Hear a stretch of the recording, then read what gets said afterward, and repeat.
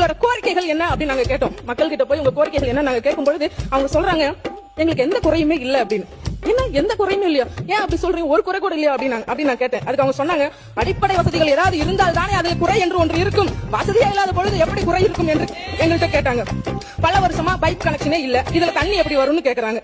Road வசதியே இல்ல, இதுல patch work எப்படி வரும்னு கேக்குறாங்க. நிலமே இல்ல, எப்படி பட்டா கேக்குறதுன்னு கேக்குறாங்க. மாண்புமிகு பேரவைத் தலைவர் அவர்களே, இந்த ஆனால் அப்படிங்கிற வார்த்தை எவ்வளவு சக்தி வாய்ந்தது தெரியுங்களா? இந்த ஆனால் அப்படிங்கிற வார்த்தைக்கு நிறைய சக்தி இருக்கு. எப்படின்னு பாத்தீங்கன்னா அது எதிர்க்கட்சியினர் அவர்களுக்கு ரொம்பவே பொருந்தும். சில நல்ல விஷயங்களை செய்தாலும் கூட ஆனால் அப்படிங்கிற வார்த்தை சேர்ந்துருச்சு அப்படின்னா அது எதுவுமே அர்த்தமே இல்லாம போயிடும். உதாரணத்துக்கு ஆங்காங்கே ரோடு போட்டார்கள், ஆனால் பேட்ச் ஒர்க்.